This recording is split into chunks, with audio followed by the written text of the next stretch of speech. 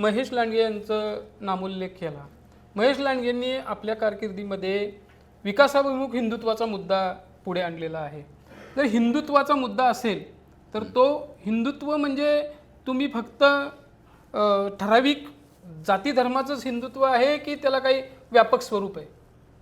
महेशदादांचं हिंदुत्व या महाराष्ट्रामध्ये राहणारा प्रत्येक व्यक्ती मान्य करू शकतो आणि तो कोणत्याही जाती धर्माचा असो. मग तो 12 बलुतेदार असो, 18 पगड असो, मुस्लिम असो, कोणत्याही धर्माचा असो, परंतु दादांचं हिंदुत्व ज्यांना खरं समजतं ती व्यक्ती दादाचं हिंदुत्व हे मान्य करतेच. तुम्ही सांगितलं की हिंदुत्व मान्य करते.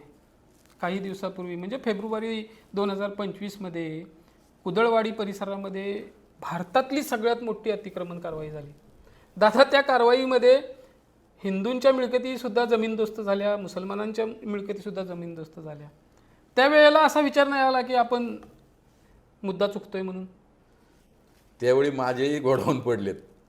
फक्त मुस्लिमांचे नाही पडले किंवा हिंदूंचे नाही पडले, तर ते सर्वांचं त्या ठिकाणी सर्वांवर अनलिगली कारवाई त्या ठिकाणी झाली. आता ती कारवाई का झाली तर त्या ठिकाणी कोणत्याही एका विशिष्ट जातीला नजरेसमोर ठेवून ती कारवाई केलेली नाही. तर त्या ठिकाणी अनेक वेळा अनेक बांगलादेशी, रोहिंगे हे त्यावेळी त्या ठिकाणी आढळून आले होते. अनेक शस्त्रसाठा बऱ्याच वेळा त्या ठिकाणी कुदळवाडीमध्ये सापडला होता. हे राष्ट्र सुरक्षेचा मुद्दा तुमच्या दृष्टीनं यस, राष्ट्र हे सुरक्षित राहिलंच पाहिजे आणि त्यासाठी जे काही ठोस पाऊल उचलावं लागेल ते पाऊल आपण उचललंच पाहिजे. जर्मन बेकरी बॉम्बस्फोट प्रकरणातील रियाज भटकळ आरोपी हा त्या पवार वस्तीमध्ये होता. म्हणजे आम्हाला ती एक आमच्या गावासाठी धोक्याचीच घंटा होती.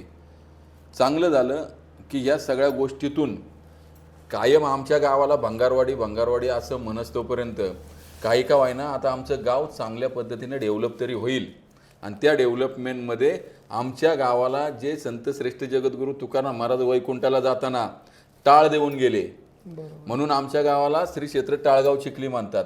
म्हणून त्या गावाला खऱ्या अर्थानं कुठंतरी एक चांगलं रूप येईल आणि त्या माध्यमातून आमच्या गावची डेव्हलपमेंट होईल. किती वर्ष हे भंगार घेऊन आम्ही उशाला बसायचं.